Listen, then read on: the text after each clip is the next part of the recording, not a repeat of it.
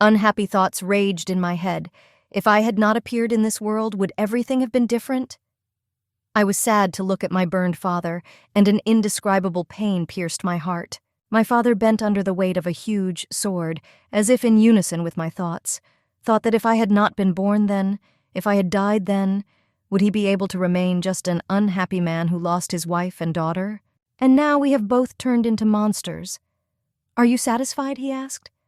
"Am I satisfied?" I answered uncertainly. "Father, I don't know what it is to be satisfied," I continued sadly. "And not only that, I don't know any emotions at all.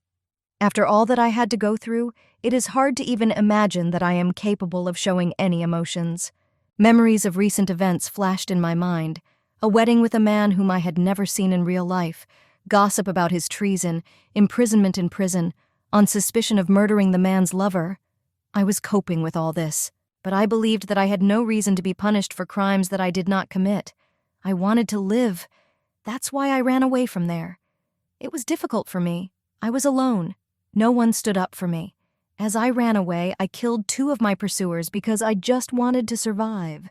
That is why I was called the Terrible Witch, the Killer of Roe. My father, an old sick man holding his sword tightly, looked me in the eyes and said that I am to blame for what is happening to me, that this is retribution for my sins.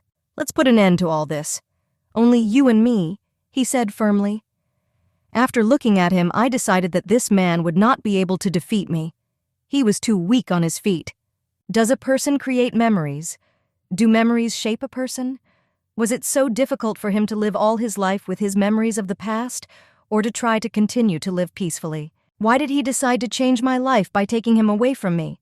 He resolutely raised his sword and took a step towards me, swinging at me with force. I stood calmly, but calmly thought about everything. He called me a monster. And does this mean that I have actually become a monster? Is it still possible to give him a break? I am so tired of all this.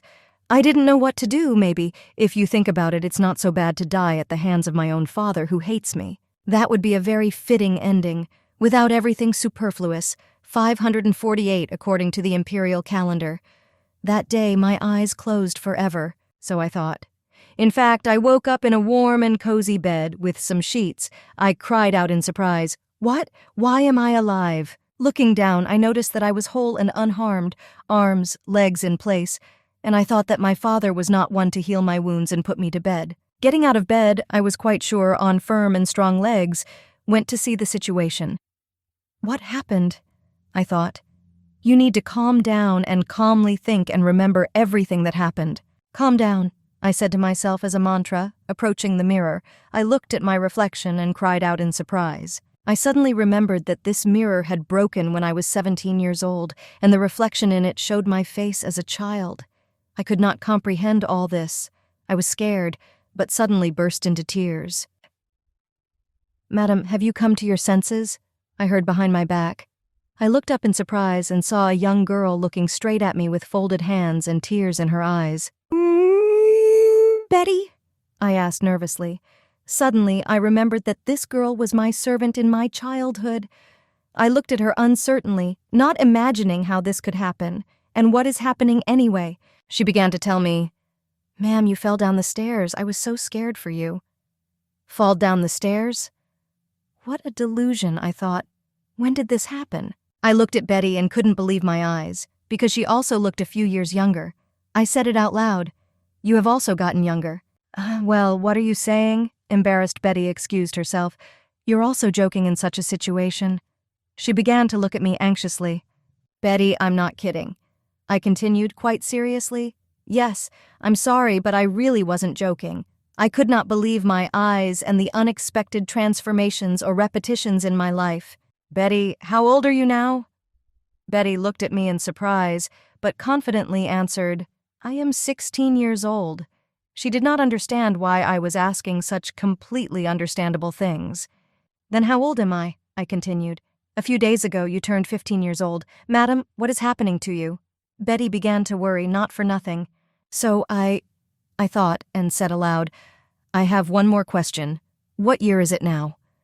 I looked out the window, trying to see what was happening behind him. "It is now 533 according to the imperial calendar." answered Betty. So, I went back in time. I told Betty that I hit my head when I fell down the stairs, so I don't remember anything, although it was still a mystery to me. Betty helped me to change and put my appearance in order and led me down the corridor, calling me, "Please, ma'am, you come here." "This is the office," said Betty enthusiastically. She looked happy and looked at me with admiration, glad that I had finally come to my senses. Although I did not think that she would believe me about the fact that I lost my memory and do not remember anything. Even your house. That's why I asked Betty to give me a tour of the house and tell me where everything is. I followed her around the house, looking around, as if I was seeing it all for the first time in my life. And I thought that Betty was too gullible because she continued her tour, pointing to the rooms. "And next will be the bedroom of the young man. Madam, there will be a gallery on the other side. Do you want to go there? You sometimes went there." "Indeed?" I asked again. "Yes," said Betty with a smile. It seems she liked this whole situation. I forgot that I was there often until I left my parents' house. I decided to go to the gallery, and a wave of memories of my past life came over me. Or maybe I just wanted to see a portrait of my mother. I went to the gallery and saw a portrait of an indescribably beautiful woman and the caption Olivia Chloe. I had a strange feeling. I was very sad, and I did not understand my condition because I knew that I did not feel emotions. But tears welled up in my eyes and rolled down my cheeks like peas when I looked at her portrait. "Madam," I heard a voice. A young man entered the gallery and looked at us with surprise. Betty whispered to me that it was Mr. Leston. His appearance caused me strange feelings. This man, I killed him, I suddenly remembered. And he stood in front of me and looked down on me and said, "What are you doing here?" I didn't know what to answer him. He was looking at me so sternly that I accidentally ducked in front of him.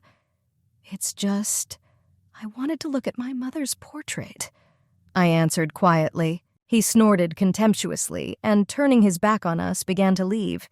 "Get out of here. You better not catch your father's eyes." I was so excited when I saw Mr. Leston. Betty chirped like a frightened bird. Of course, I thought, because he always didn't like me. Leston Chloe.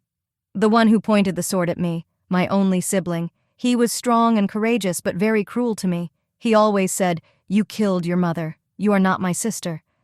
Yes, that happened, I thought sadly. Opening the door, I thought, I wonder if he also came to look at his mother's portrait.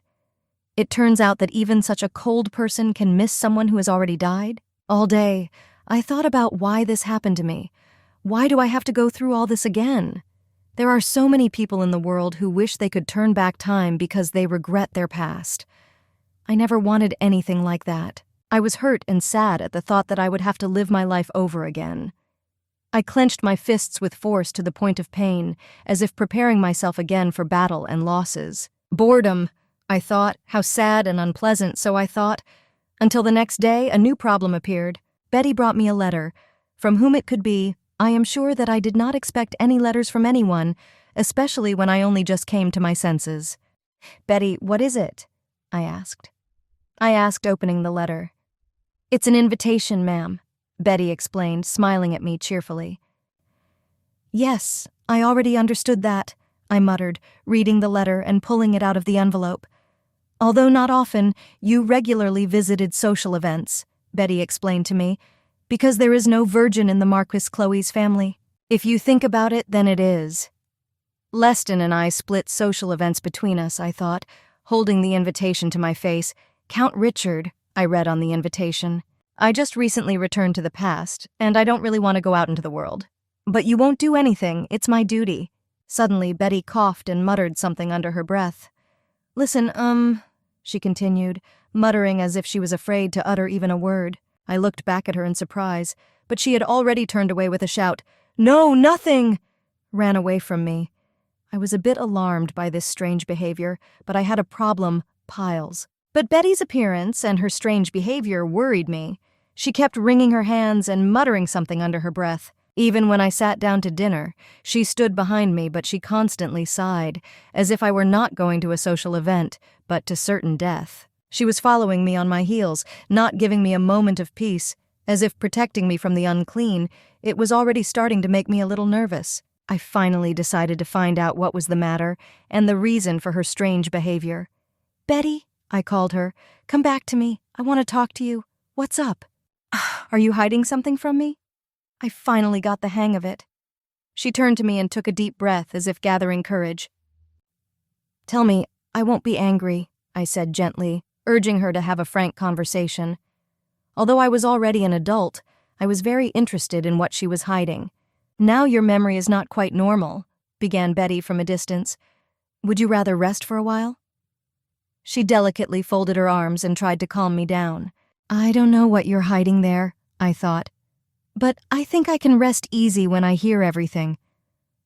"Madam," continued Betty, "you may not remember, but to be honest, after the arrival of your 15th birthday, the Marquis held your engagement ceremony. When I heard these words, the first thought that appeared in my head was that yes, it happened at that time.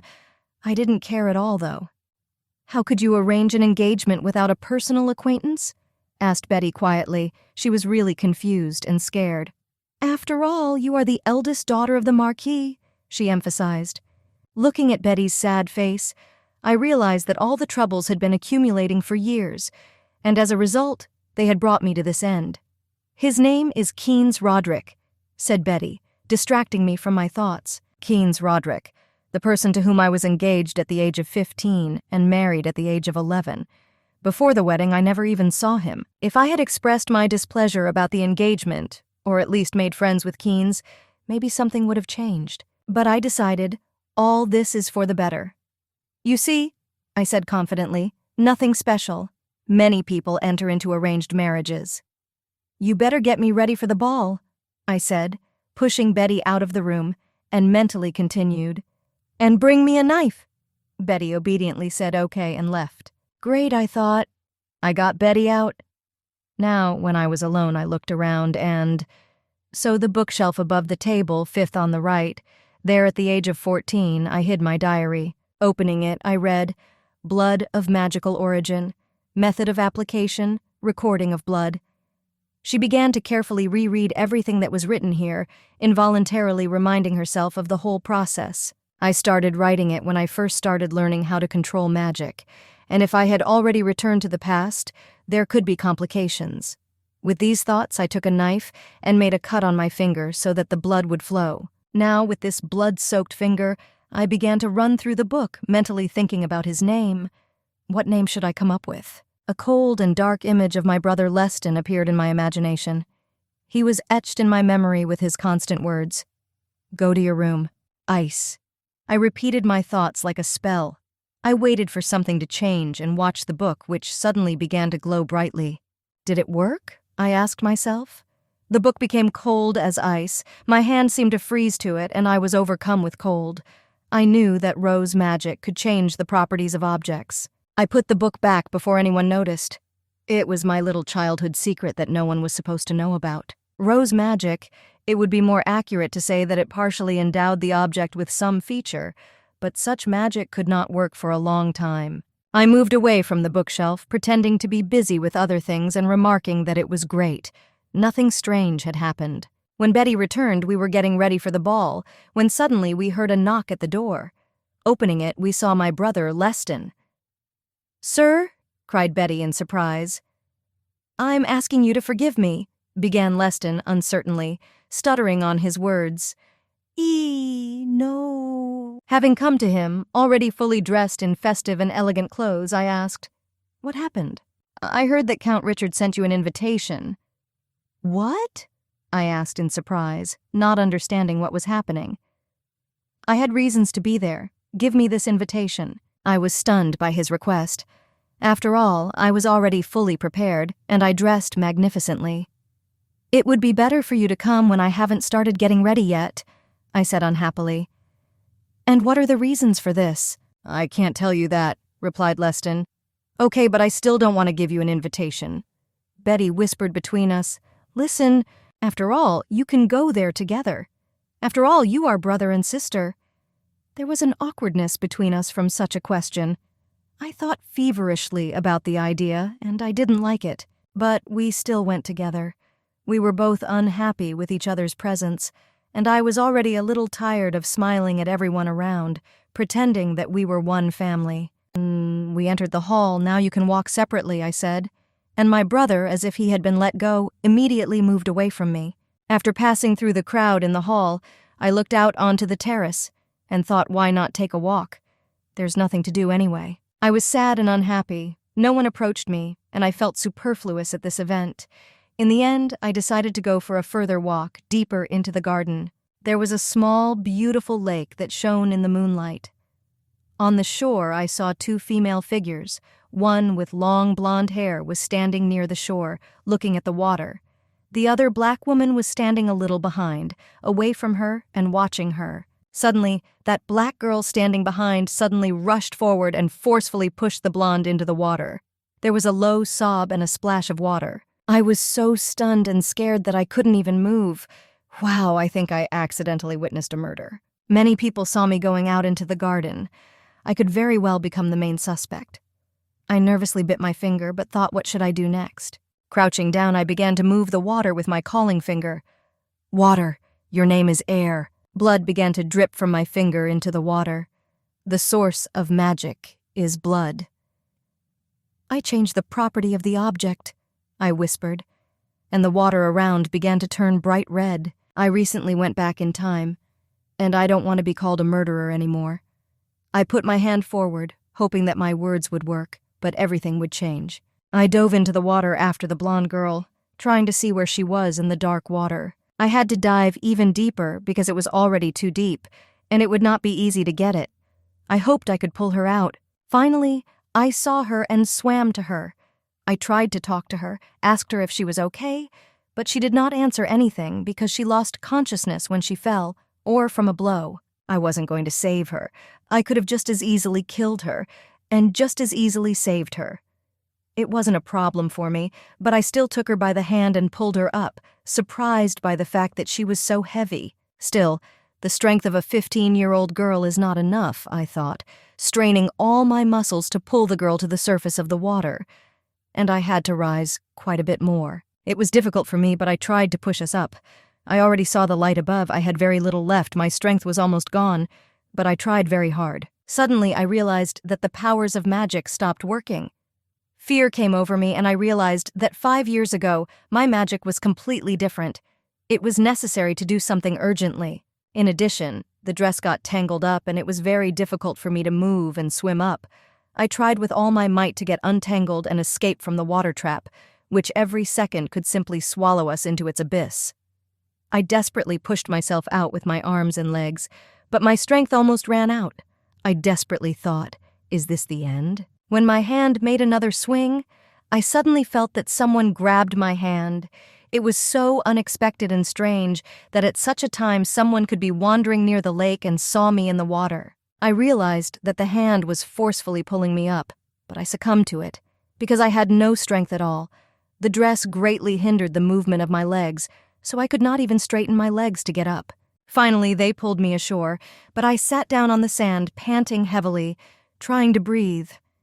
It was incredibly difficult because I spent a lot of time in the water, and besides, I was very cold. I saw in front of me a young, handsome boy with blonde hair, and he looked remarkably like the girl I had just saved. He gently smiled at me and joyfully exclaimed, "You saved Cecilia." "Cecilia?" I asked. "Yes, that's the name of the girl you just saved," the guy explained to me. I sat on the shore and began to regain consciousness little by little. Is this by any chance not Cecilia Richard? A guess flashed in my head. Yes, everything is true. It is her, the young man confirmed, and hugged me to him, trying to warm me because I was shivering from the cold until my teeth were chattering. And then I remembered. Cecilia Richard. This is the same girl who will marry my brother Leston in a few years. And it seems that they got married precisely for love, which was already unusual. Here I saw Leston, who unexpectedly appeared next to me. His look was frightened and agitated. "Ro?" he asked. I was very frightened when I met Leston's eyes. It turns out that his facial expression can be not only rude, but also somehow indescribably worried. "Lady, do you know Leston?" my savior asked me. He became very interested. "Yes, of course, this is my brother," I answered. He nodded in surprise, and so he decided to clarify. By the way, I didn't even ask your name. It seems he already knew who I really was. Can you say your name? He persistently inquired. He smiled so calmly and joyfully into my eyes that I unconsciously uttered, Roe Chloe. Nice to meet you, Miss Roe, he said gently. My name is Arthur Robert, he introduced himself, extending his hand to me and smiling sincerely. And then a guess came to my mind. Was he not a magician? Wait, whispered Arthur. Suddenly everything around him glowed with green light, and he began to move his finger along his hand like a real wizard. Exactly, Arthur Robert, I remembered. He was a famous wizard and magician, only in a completely different sense. I was again seized with shivers from memories I did not expect and did not think that I would meet with my complete opposite. Because if I was a terrible witch who was hated by the whole world, then Arthur was the best wizard who was adored by absolutely everyone. We were complete opposites, like heaven and earth, like good and evil. I have never heard any negative gossip about him, always only good news and stories. He had a completely different magic, a completely different side. I was even surprised that magicians could be so different. He pressed his hand to me, and I felt a stream of warmth from him. These are the thoughts that flashed through my head. From the warmth of his hand, the dress instantly dried. I finally got up, and after examining myself from head to toe, I decided that it would be good to clean my hair, that is, to bring myself to a decent appearance. I heard about you. Thank you for your help, I finally said. The clothes were almost dry, and I was no longer shivering from the cold. That's why I decided that I can leave now. Well, it's time for me. It will be good if you dry Lady Cecilia's clothes as well. I was about to leave, but he stopped me. What? Oh, wait! Wait a minute! I heard a woman's voice from the side. It was Cecilia who suddenly came out of the darkness. She finally came to her senses and was standing behind us. Thank you for saving me. I almost died, she said gratefully. My name is Cecilia Richard. Next time I will officially invite you to our estate. With gratitude and a sincere smile, she took my hands. Thank you very much, brave girl. She was so happy that she accidentally fainted, but she didn't know how to behave. After all, I found myself in such a situation for the first time in my life.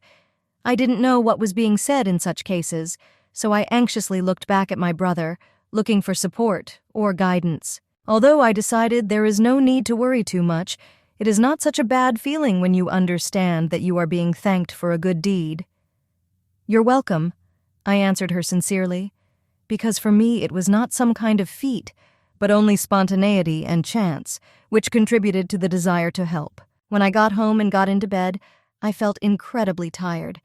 Betty caressingly hovered beside me, helping me. It was not easy for you today, rest, madam. Suddenly we heard a knock on the door. Who could it be at such a time? Asked Betty in surprise. I don't even know, I answered her, getting up from the bed. Wait, lady, you can't open the door like this. But Betty's words did not stop me, and I opened the door in only my nightgown. What happened? I asked. My surprise knew no bounds, and I gasped in surprise when I saw my guest. I'm sorry it's so late. I wanted to thank you. Leston was standing on the threshold and mumbled awkwardly, clutching his head. Thank you? I asked again. I tried to understand what was happening right now, why he came to me at such a late hour, and why he came at all. He never came to see me. For saving Lady Cecilia, he explained.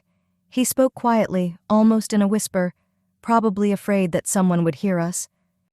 I don't understand what you are thanking me for. Simple, he said uncertainly. He was probably more embarrassed than I was when I saw him. More than 1,000 questions flashed through my head, which I wanted to ask him without fail and find out what was really happening. Are you already engaged to Miss Cecilia? I asked. No. Are you officially dating? No. Have you confessed your feelings? Not yet. He answered all my main questions, and I made a small conclusion. So, in a word, nothing binds you. There is nothing between you. This is unrequited love, so you have nothing to thank me for, I stated. Really? Leston said, covering his face with his hands. Then accept my apologies. Apology? Oh, now he's totally confused me. Even more questions swarmed in my head. Apology for what? I did not recognize my cold and harsh brother, from whom I never heard a single kind word, and here he is apologizing to me. That time I was on my way to see Miss Cecilia, so I couldn't pay attention to you. You are my sister. I should not have neglected you and run away to another lady. There was so much sadness and pity in his voice that I accidentally felt sorry for him. Ah, you can't worry about that, I reassured him. It was a bit unexpected for me, but I still didn't understand why he should pay attention to me. Why? He asked, almost offended. Well, maybe because I don't know what a real family is. I've only heard about it in general terms. But isn't spiritual communication and pleasant memories of each other important in a real family? The Marquis and Leston had a good relationship. He was proud of his son and heir. However, there is nothing like that between us. Therefore, the two of them can be considered a family, but here I am. Nothing but us, blood kinship, does not connect. I summed up my thoughts. We rarely see each other and have never even had a sincere and heart-to-heart conversation, so I don't have any positive emotions, rather the opposite. To put it more simply, I sadly continued, were we even a family?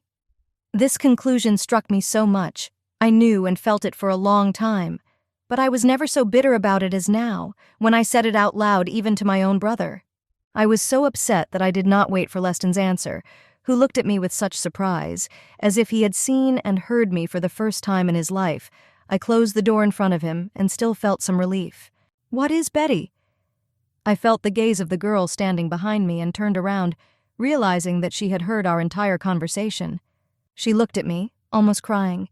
She was embarrassed that she happened to witness our frank conversation with my brother, but her look showed so much pity and sympathy that tears welled up in her eyes, and she couldn't help but cry. A few days later, Betty wailed to the whole house, "Madam, you have received an invitation from Richard's estate again." "Do I have to go there?" I asked, opening the envelope. "I don't want to." "Of course, this is the first time you have been invited for personal reasons.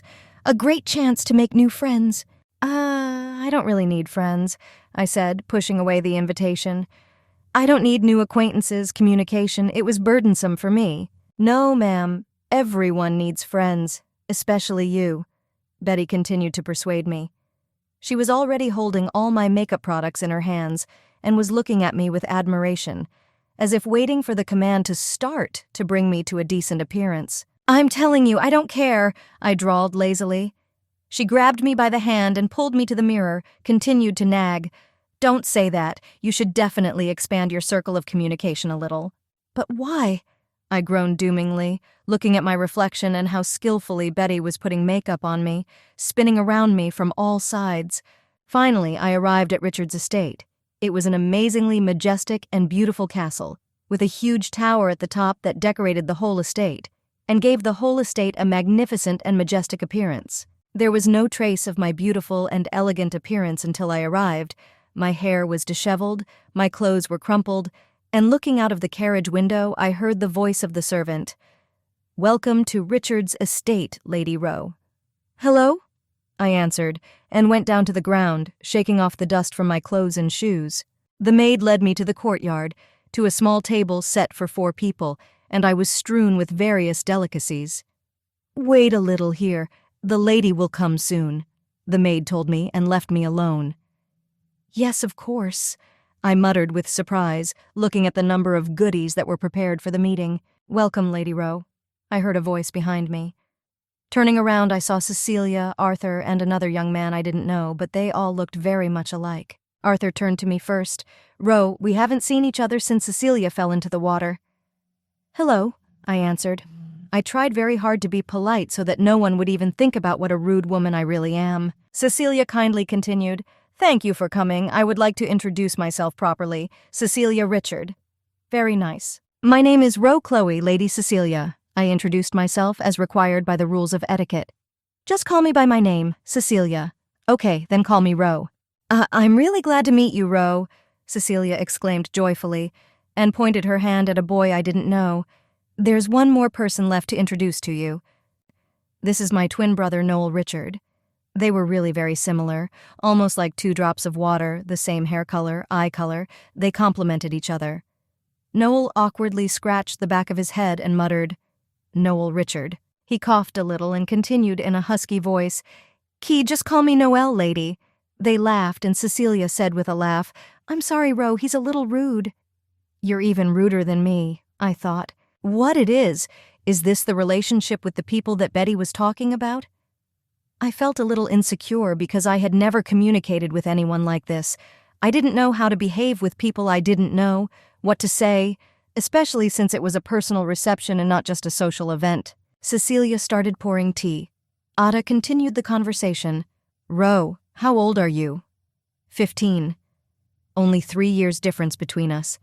We are all 18 years old. We have been friends since childhood. To be more precise, we paid attention to Arthur and played with him. "What?" asked Arthur. "Yes," Cecilia laughed. "You used to be so unfriendly." They laughed heartily, and the atmosphere became more friendly and welcoming. The word friends really... My thoughts revolved around these young people. I couldn't believe my eyes that a family could communicate with each other so easily. There is nothing special. I sipped my tea in silence, watching them, their jokes and laughter. They were really happy and cheerful. Cecilia: "Yes, Ro. I think you invited me to ask me something? For example, about the criminal who pushed you into the water that day?" "Yes, of course, and IK, did you guess?" "Ro, did you happen to see who did it?" Cecilia asked with hope in her voice. "It was dark there. I couldn't see his face," I answered, trying to concentrate and at least remember something. "The person had red or brown hair and was also wearing a dress. The picture came vividly before my imagination. I tried to remember every detail to help them find out who did it. She approached you from behind, pushed, and quickly ran away. But I think that a lot of people fit this description, don't you?" I suggested thoughtfully, imagining several girls, completely different, but with the same hair color. "Yes, too much," Cecilia agreed with me. "But why did you end up like this, Cecilia?" Someone handed me a note. To be honest, I thought that Arthur or Noel called me, so I went there. Arthur decided to intervene in the conversation. "Maybe the head of the Richard family should look for the criminal. I don't want to inflate this case and cause trouble to the parents," Cecilia objected. "Moreover, she can run away if the adults intervene." "You want to act as a decoy?" Arthur asked worriedly. "Nothing. You and Noel are next to me, and everyone who knows that I was pushed into the water is here." I felt a little extra between their arguments. Why am I here? I thought. We are seeing her for the second time in our lives. "I think I've told everything I know," I said aloud, slowly getting up from the table. "I think it's time for me to go home." "Oh, I'm sorry, Ro. We got too caught up in our own conversations. I wanted to have a closer conversation with you." Cecilia came to her senses. "To be honest, Arthur invited you here, not me," she admitted. "Besides the problem with the criminal, I just wanted to see you, Ro," said Arthur, trying to stop. I, who had already left the table, suddenly stopped and turned to him again. "With me?" "Yes, you are very interesting to me as a person." Arthur smiled awkwardly. He tried to be serious, but his excitement and curiosity kept overwhelming him, blinding everyone around him with his smile. He couldn't hold back his feelings. I was too confused. I couldn't believe his words. Me? As a person? Is he serious or just kidding me? I was completely confused. "Ro, are you a witch?" Everyone was watching me and my reaction with interest, wondering why they were so interested in this. "Ro," Arthur began to explain to me, "you are 15 years old, and you have a physique much smaller than Cecilia's. But in that situation, you were able to pull her out of the water when she was unconscious. Besides, in a wet dress, it was even heavier." "Arthur, do you think that when I saved your sister I used magic?" These questions puzzled me a little. They were completely foreign people to me. Why are they trying to interrogate me? "To be honest," continued Arthur, "that day you saw how Mr. Leston ran to Cecilia, but you remained completely calm." Arthur continued to untangle the mysteries and events that interested him. "Why is Leston here?" I was completely confused. At that moment he left his sister and rushed to you, Cecilia. "Indeed?" I awkwardly smiled at Cecilia. "And what is this?" I asked, already in a slightly dissatisfied tone, because I was already a little tired of it. "It seems that you have absolutely no idea about the peculiarities of wizards, Ro. Wizards are respected among aristocrats." It is not clear why you hide your abilities, supported the conversation Noel, who had not uttered a word before. Actually, everything looks a little different from what you say. First, I don't know much about wizards. I just know how to use magic. I seem to be trying to justify myself to them for being able to save their sister. Magicians are rare and they are special people. If they appear at social events, they immediately become the center of general attention. On the day when I fell into the water, everyone around was just talking about Arthur. Didn't you notice that? Cecilia was clearly surprised that someone could not be interested in it at all. Do I need to explain that I really did not notice it, simply because I wasn't interested? It seemed to me that you are also a sorceress, concluded Cecilia, and how it can all be connected with each other. I still did not understand what they were leading to. Usually wizards from birth, Arthur began, but suddenly we saw Betty standing at the beginning of the alley looking at me. Ro, is that the maid who came with you? So, Arthur asked. I agreed with him, but decided that it was time to say goodbye, because Betty had really been waiting for me for a long time. It's a pity. Come to visit at any time. We are always happy to have you here, said Cecilia kindly, saying goodbye. Let me see you off, Arthur suddenly suggested. I replied that it's not worth it, that I can get to the exit myself.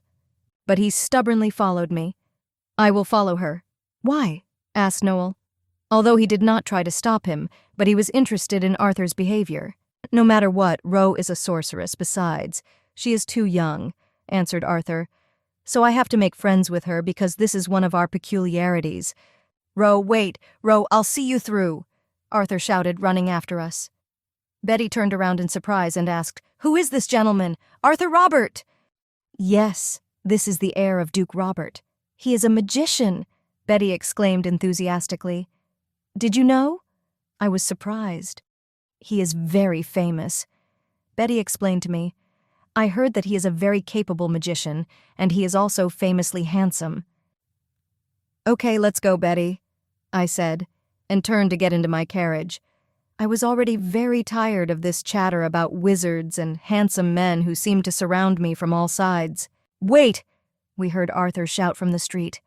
I wanted to tell you something. I will tell you what you wanted to know. I had already closed the carriage door, so I had to open it again. Wait for me in the carriage, Betty, I ordered. I went outside again and approached Arthur. Now tell me, I nodded to him, if you know who wizards are, you will also be able to recognize them at first glance. And how? I was interested. Have you never felt that you are different from the people around you? For example, you could not understand others. Just like now? I asked. In more fundamental things. Suppose that everyone around is crying or angry, but you don't care. Or you don't understand at all why others can hate or be angry.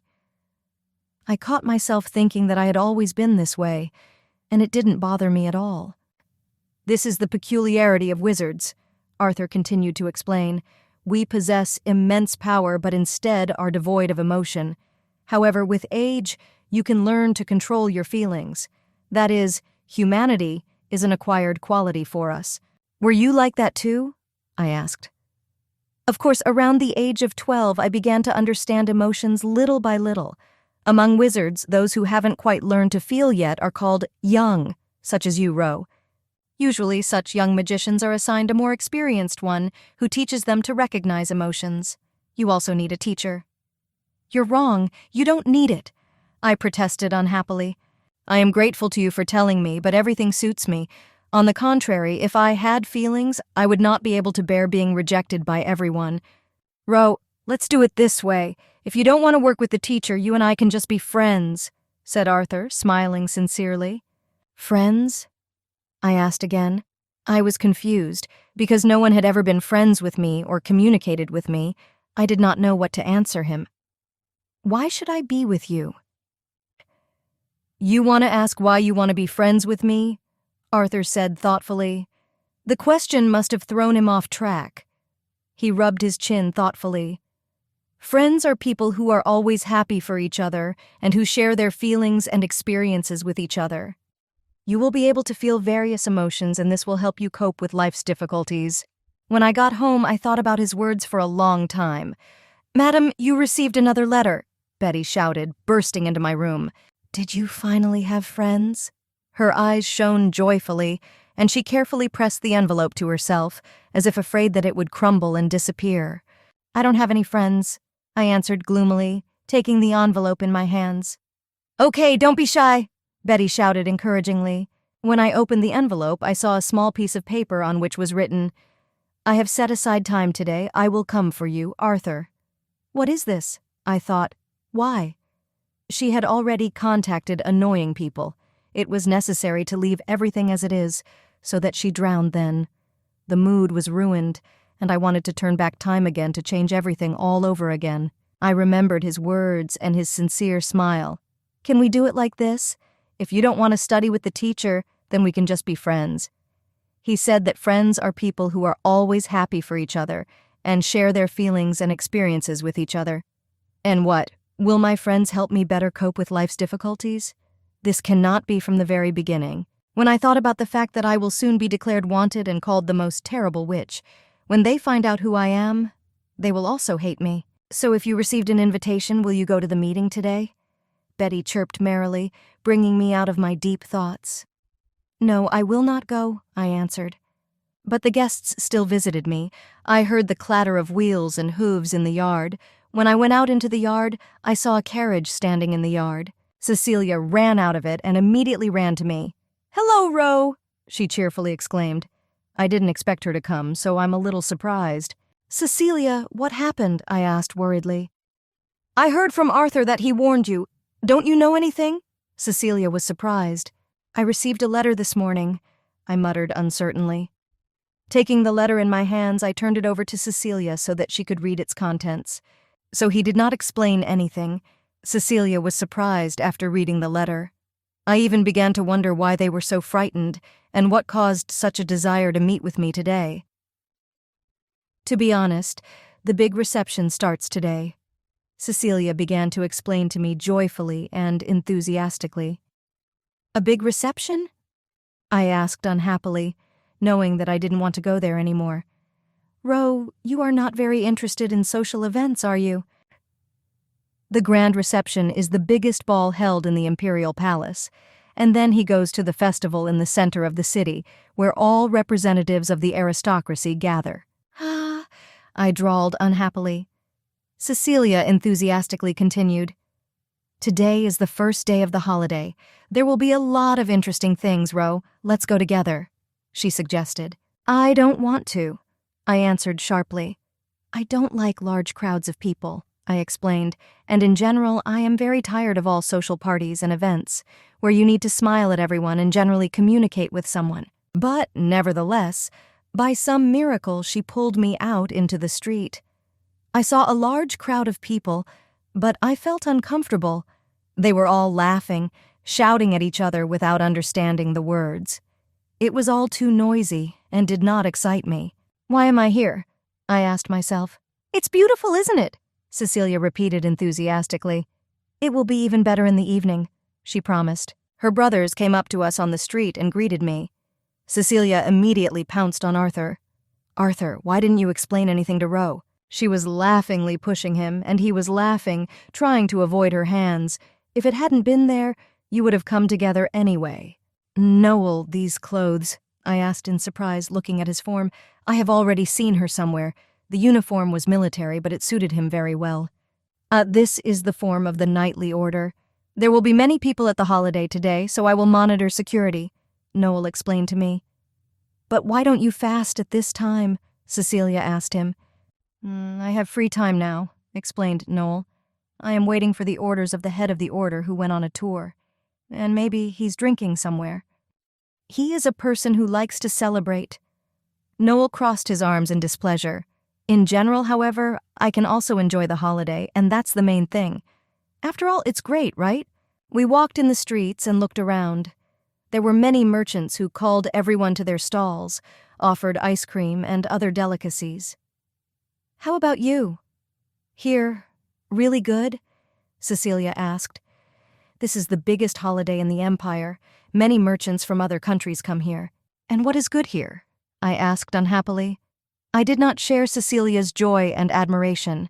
I did not like such crowds of people and queues. Arthur looked at me in surprise, as if seeing for the first time a girl who really does not like such holidays. It amused him in a strange way. "Look at that queue?" I asked sadly and disappointed. "Why did they all line up there?" I was very surprised by the people who for some reason gathered at one point and, pushing each other, made their way forward. "It seems that they want to buy strawberry mochi. Have you ever tasted them?" asked Cecilia. "No," I cut off. "This is my first time in such a place, and I didn't really want to fight with the people for some reasons." This is such an oriental dessert," explained Cecilia enthusiastically. "With strawberries inside. Do you want a taste?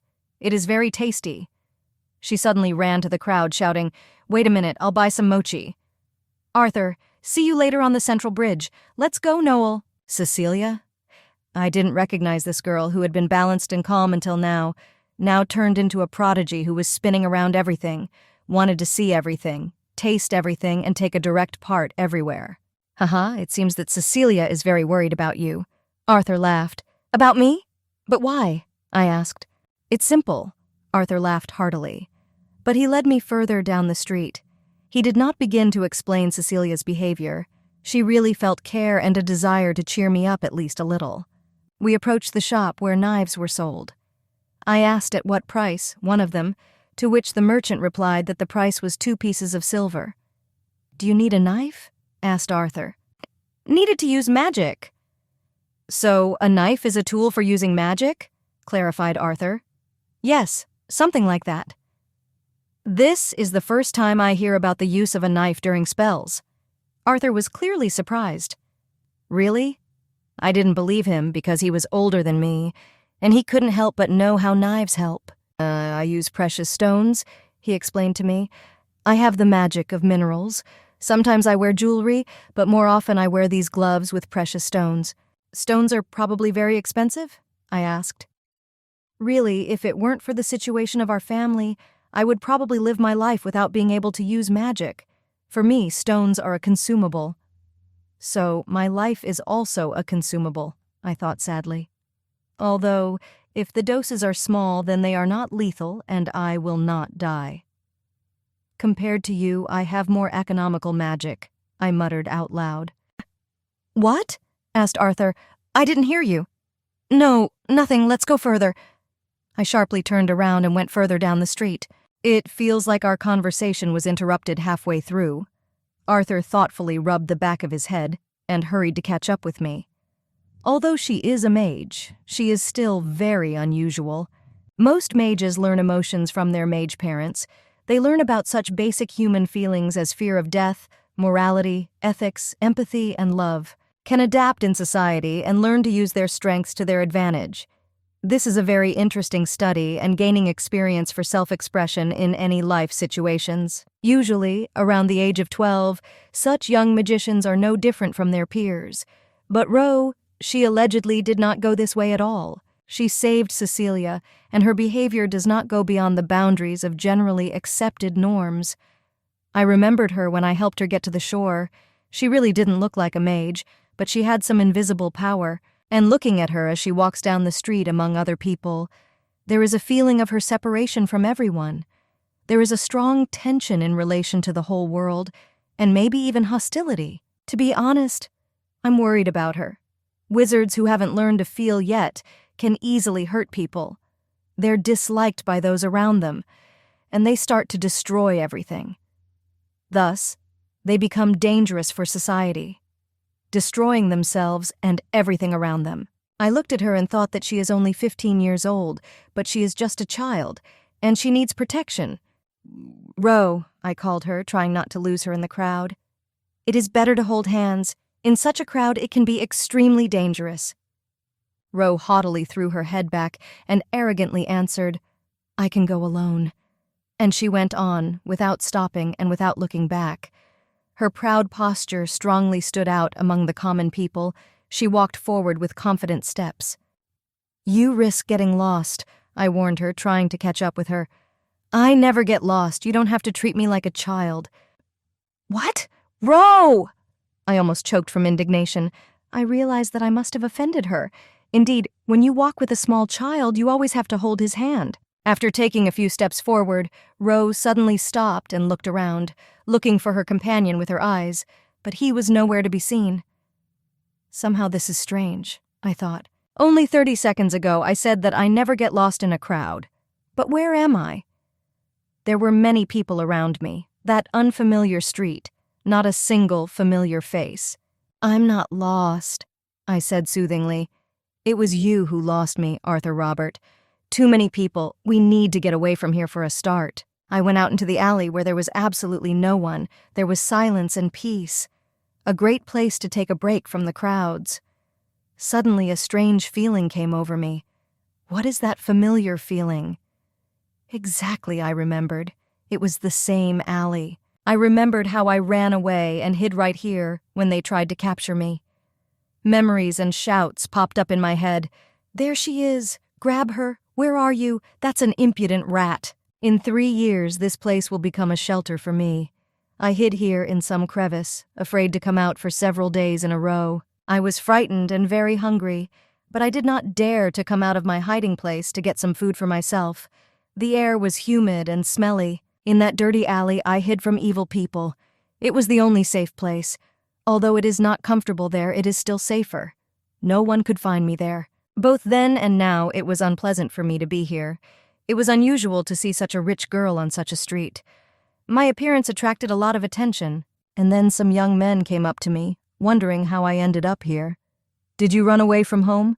they asked me, blocking my way. I tensed up. In such alleys, there are always such despicable individuals who can molest. "Did you quarrel with your mother? Or with your boyfriend?" They continued to attack me. "I'm lost," I answered quietly, trying to be calm so as not to show my excitement. I tried not to look into their faces. "It's necessary. It's a pity." They laughed. "Do you know what happens to those who get lost in these corners? Very funny things happen to the poor people who climbed over the fence." Their phrases became more and more threatening and not very funny, but it was clear that they were not going to let me go just like that. "I do not advise you to touch me," I answered, annoyed. "I am so tired of being perceived as a small and weak girl." "Ege, she says that it is better not to touch her. That's a laugh." They laughed right in my face. Due to the fact that I look young, those around me consider me easy prey. They see that I am weak and become an easy target for them. I had to deal with the scoundrels who surrounded me on all sides. "I'm so sick of it," I thought sadly, and out loud I answered sharply and clearly, "It seems that you are so stupid that you don't understand the warnings.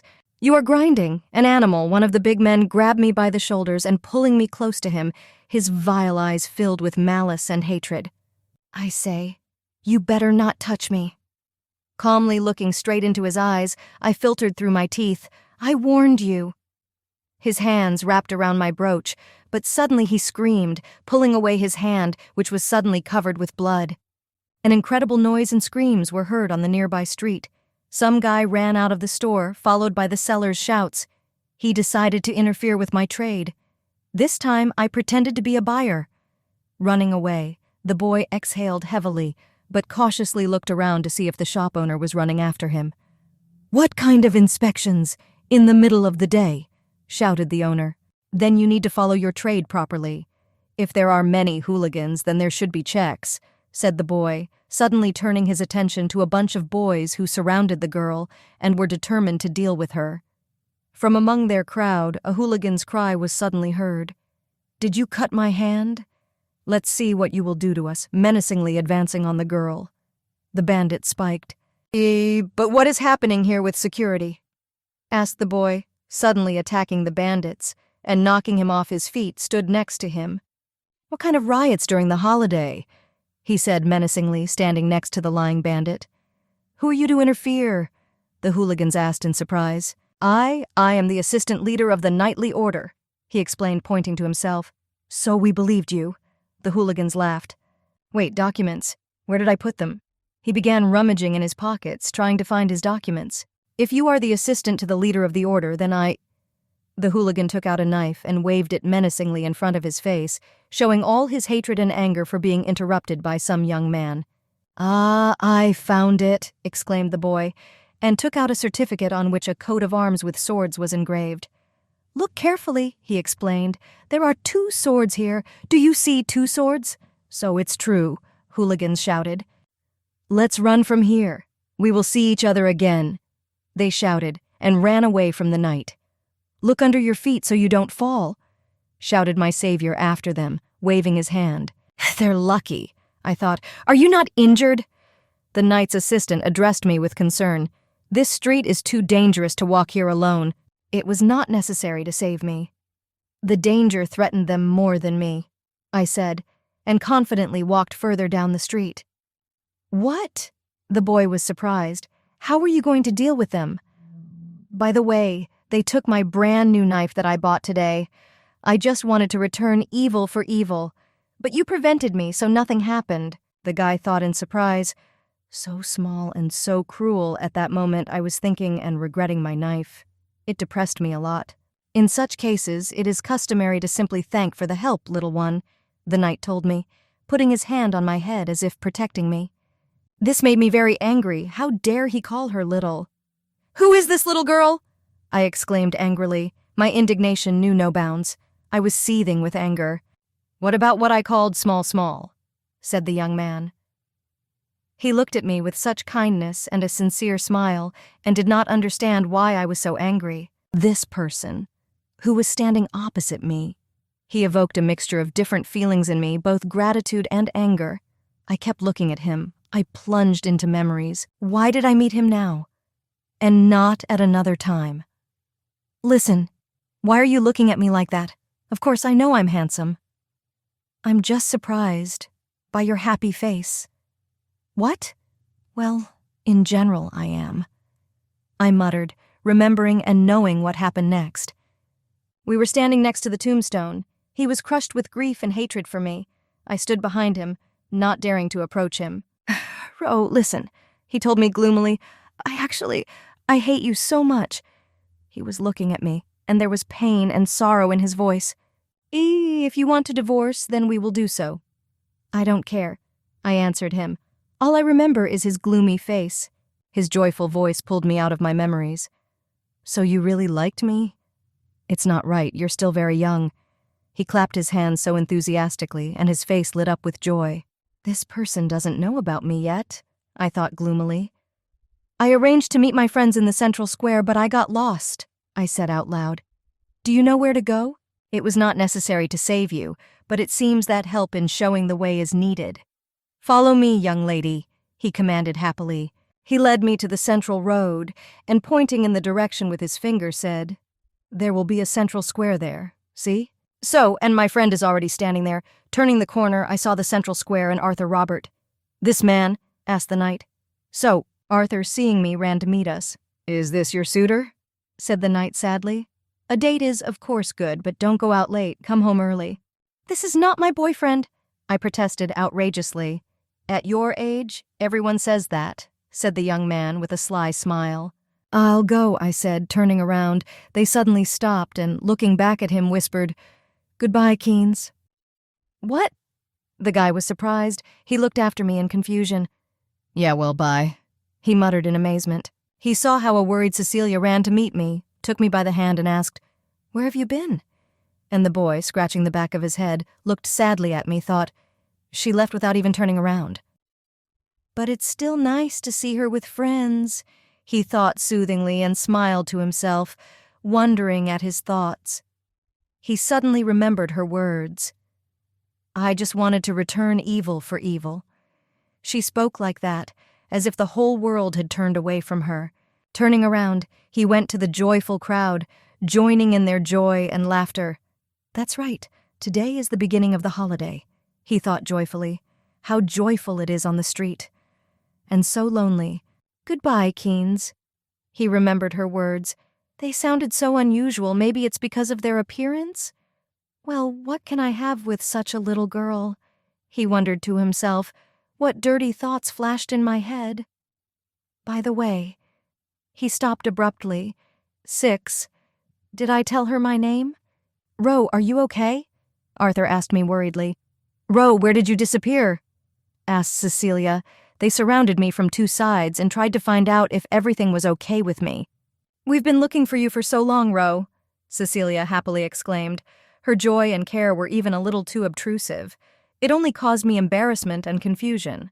I did not like attention to my modest person. Cecilia, are you drunk? Arthur asked, feeling that something was wrong. No, what are you? I'm not drunk at all. So you drank, he concluded, looking at Cecilia and her open and smiling face.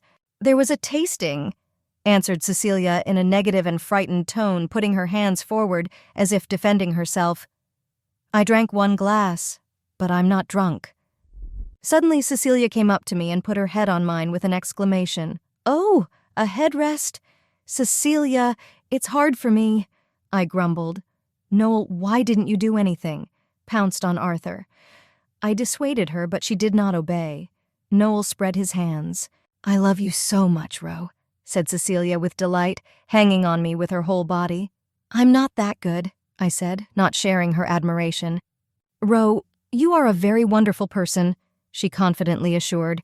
After all, you saved me. You are my benefactor. I was very confused by her words. I never considered myself a good person, or just a good person. No one ever praised me. And I, quite by chance, was in the right place at the right time. Saving her, I did not consider it a feat at all. Oh, sure. Cecilia suddenly jumped back and began to unfold the small scroll that she had been holding in her hands all this time.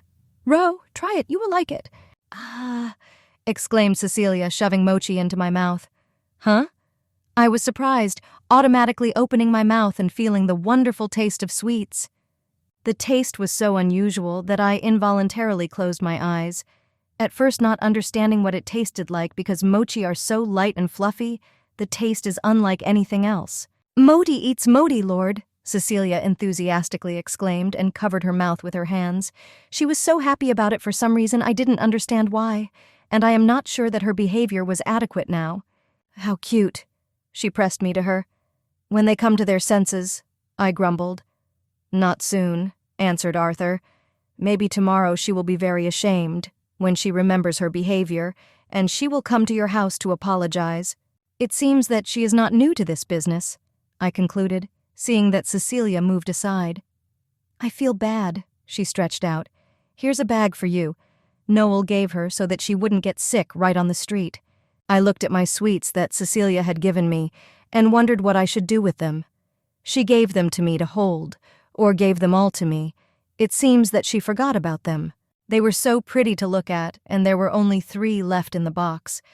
They smelled incredibly delicious. I took another mochi and ate it. Sweet, I thought, biting into the cake and feeling the sweet taste of strawberries inside. Strange, I thought. This is the same life, in which the same events must occur. From the very beginning, my life was supposed to be uninteresting and monotonous. But there are events that are slightly different from what I remember. As a result, the first choice was to save Cecilia. I don't want to be called a murderer, so this event led to other consequences. But due to new events, the future will not change. If someone tries to kill me again, I will certainly do the exact same thing. And as a result, I will have to run away again. It's even hard to imagine that in 3 years I will be able to live a different life. I was so engrossed in my sad thoughts that I didn't notice how Arthur approached me. Ro, you are so serious. Did something happen? I just met a familiar person, I answered reluctantly. Is this person unpleasant to you? He asked carefully. Not really, although he didn't like me, I said sadly.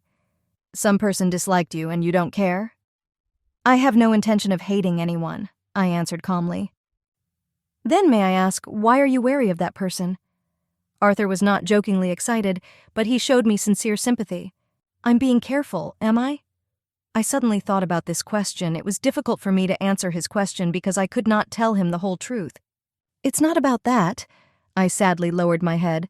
I just don't want him to find out who I am and change his attitude towards me. And what are you? Asked Arthur, not understanding anything at all. Yes, I muttered indistinctly, and the words stuck in my throat. It was hard for me to talk about it.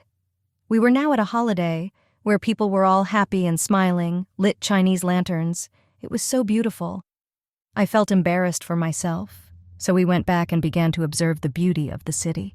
You see, exclaimed Cecilia enthusiastically, I told you that it would be incredibly beautiful here in the evening.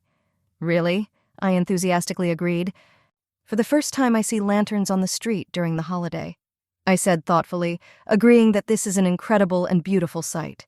I thought of a dark and smelly alley, which was more to me, and for some reason I felt more comfortable and confident there. I now had the feeling that I was where I shouldn't be, with good acquaintances who were happy about our meeting and communication from the bright holiday and light. I couldn't believe that all this was happening to me now. And yet, if my life changes a little, maybe I can get out of that darkness. Let's go faster! Cecilia grabbed my hand and pulled me somewhere. What? Where? She said uncertainly, but could not resist her pressure, and we ran forward. That way we will be able to take good seats, said Cecilia confidently. Good places? I asked. I didn't understand what it was about because I didn't know what was supposed to happen. Yes, there is very little time left. She was so happy that all my doubts about time changes and time ran after her. Wow, there are fireworks, I exclaimed enthusiastically, seeing her bright fireworks. Many people converged to look at this bright miracle, but we really stood in front and we could see everything very well. Each of us had different emotions. Cecilia was fascinated. I was too impressed. The boys, standing behind us, reacted more calmly, but it was clear that they also liked it. How do you like it? Not bad, right? Noel whispered. His face was illuminated by the glare of fireworks and his eyes were glowing with delight. Yes, indeed, it is a very good sight, I agreed with him. I suddenly felt so happy to be here right now. I was really pleased and incredibly calm. The people around were also happy and rejoiced at each firework that flew up, illuminating everything around. Everyone shouted enthusiastically and laughed. Everyone was happy. Whatever the future is, I thought, I would like to enjoy what I have now. Enjoy this moment, happiness and harmony. But let's return to our other main character, Kenessa Roderick, who saved our heroine. He lived in a beautiful castle, and it is not known what made him go out that day and wander around the neighborhood. Keynes was very sick. Yesterday after work, he drank until the morning. He was now sick, and he moaned painfully over the sink. I feel so bad. You should have drunk less, Keynes? Another guy appeared at the door. Keynes looked back at him in surprise. When did you come, brother? Just now, he exclaimed happily. The whole corridor can hear how sick you are, so I got up. It was Count Isaac Roderick, the elder brother of Keynes and the head of the Roderick clan. Your voice makes my ears ring, he groaned. Keynes grimaced painfully and covered his ears with his hands. And why do you constantly drink? Drinking always has such consequences. Keynes tried to smile as if excusing himself, but it was extremely difficult for him. Oh, what kind of stupid excuses are these? Isaac was surprised. By the way, brother, what have you been doing in my room since the morning? Keynes tried to change the subject and find out what really caused the visit of such an early visitor. I wanted to tell you for a long time, but we haven't seen each other in such a long time. Isaac began to speak timidly, rubbing his chin and looking away. Keynes barely uttered the words of the speech. His look was very tired, and he did not care what his brother came to see him with. It would be better to say it in a more serious situation. I'm very sorry, Keynes. Isaac scratched his forehead uncertainly.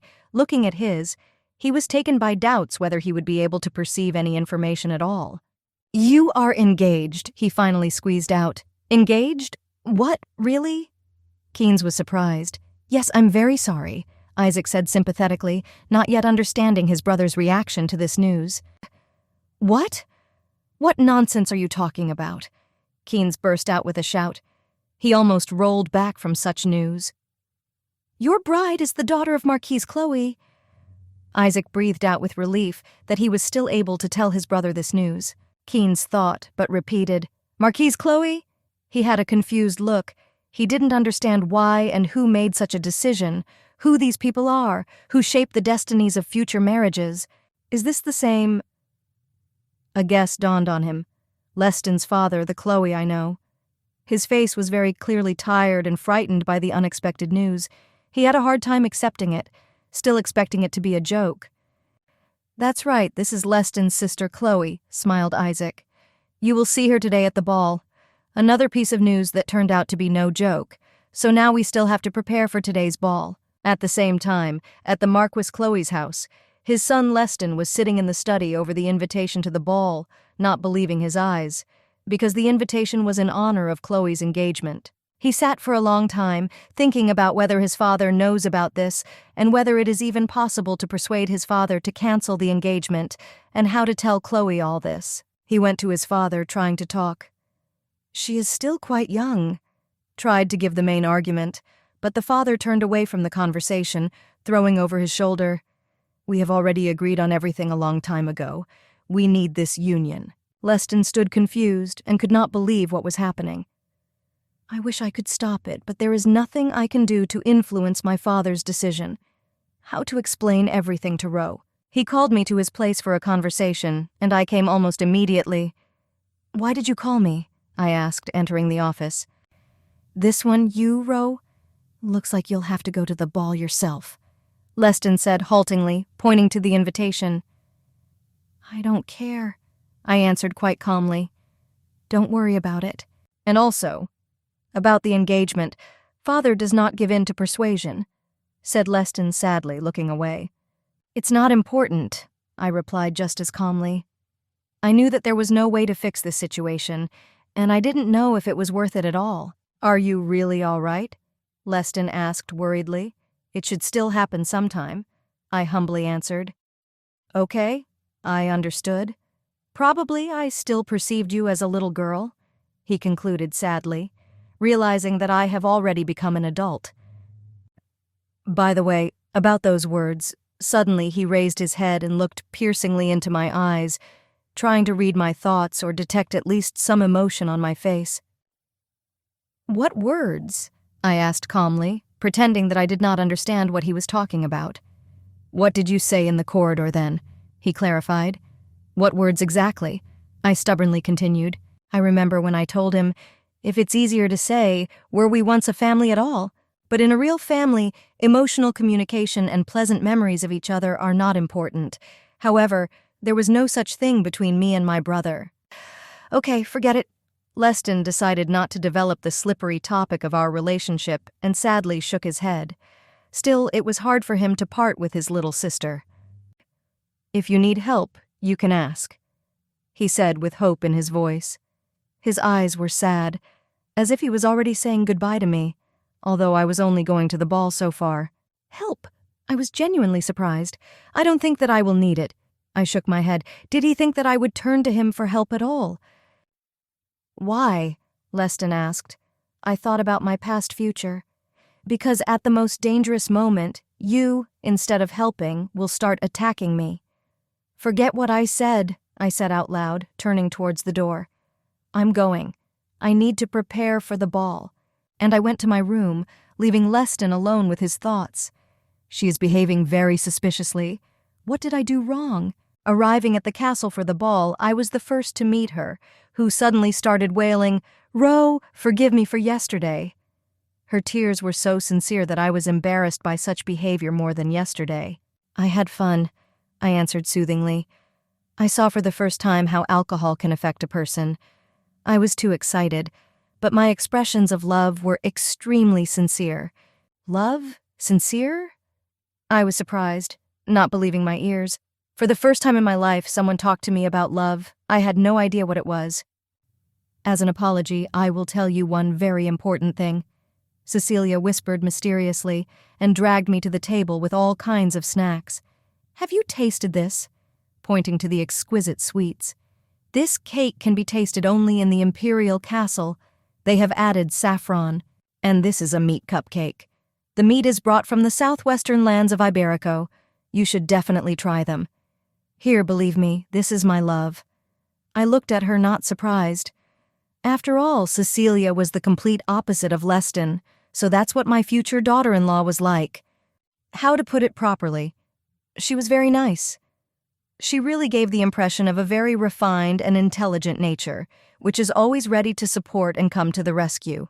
And wherever she was, it immediately became brighter and brighter. It felt like even the atmosphere was changing for the better. I asked myself the question, why did she marry the cold Leston? And if Cecilia simply draws people's attention to herself, then the person who leads the way was Arthur Robert. who was now surrounded by many people and who listened to him enthusiastically. He has no special achievements yet, but he has enormous popularity. So Arthur Robert was still extraordinary. Here Arthur noticed us and, joyfully waving his hands at us, began to call, "Cecilia, Ro." "Don't come," I whispered quietly. I didn't want to be the center of attention now. "Let's go away from here because of Arthur. Others will come here now." Looking around in fright, I began to look for a way out of the hall. But we didn't have time to take a single step when Arthur already ran up to us and with a friendly smile addressed us with a speech. "When the people around you find out that you are a magician, you will also have no resistance from fans. After all, magicians have always been a subject of interest in society." "I don't think that's the only thing," Cecilia protested. "Indeed, because there are usually several reasons why people show their attention. By the way, Cecilia—" Arthur wanted to continue his speech, smiling at us with his bright smile. But Cecilia suddenly hissed angrily, "No need. No one approaches me because of you. We are friends, of course, but I also want a romantic relationship." "Of course, as much as you like," laughed Arthur. He was not at all bothered by Cecilia's needs and what her purpose was at the ball, because he was just having a great time with people who were fascinated by him. Most likely, the people around them were more concerned about the question of whether they were together. Arthur decided to play on their curiosity. Gently taking Cecilia's hand, he gently pulled her to him and hugged her tenderly. "Dear Cecilia and dear Arthur Robert, they really attract all the attention of the guests. Although they were just friends, from the outside it seemed that they were a couple." Around began to whisper, "How good they look together. A very nice couple. Although Robert is in the family—" Someone did not finish the phrase, which I paid attention to but was intrigued. As for me, too much attention also bothers me. By the way, as well as general hatred. I felt uncomfortable surrounded by so many people. I had a huge desire to just run away from here. And yet Arthur is very smart. He knew how to drive all people away from him, as well as attract them to him, with just one smile, I thought, biting a piece of cake, and noticed that it was really tasty. If I were some kind of beggar from a dark alley, I would try everything here. But now I'm a lady and I need to think about my reputation. I put a few cakes on my plate and went aside to be quiet and alone somewhere and taste a piece at a time. Stepping into another hall, I turned to see a lone blonde girl in a purple dress standing with her back to the column watching Cecilia and Arthur. Hiding, I heard the voices of the girls who entered the hall. "It seems that the Emperor will not appear today," they murmured. "Yes, they say that he is not feeling well," the other answered her. "Yes, that's why Your Highness—" Before finishing the sentence, suddenly the girl fell silent. Having eaten my cakes, I stood looking at the figures of angels in the hall and tried not to pay attention to the girls and their conversations. I concluded that my ears were very tired from all this talk and gossip. I wanted to get away from prying eyes, but here it turns out they are gossiping.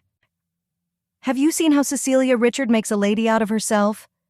The girls continued to hum enviously, but they could be heard clearly enough.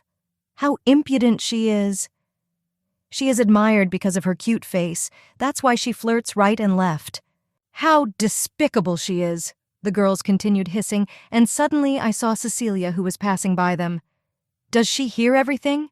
I thought in fright. Cecilia was already too close to them, and she could be heard saying, "She really—" but did not finish the sentence, probably noticing the subject of their discussions. I thought, how will she answer them? I think she could have grabbed at least one by the skins, but Cecilia silently walked past them, paying no attention to them. "Merzena," was heard after her. "It was too much. Why didn't she answer them?" I didn't want to climb, but I guess I'll have to intervene. I was already moving towards the girls, but suddenly bumped into that blonde standing in a purple dress. "Oh, I'm sorry, I was inattentive and we bumped into you," she began to apologize.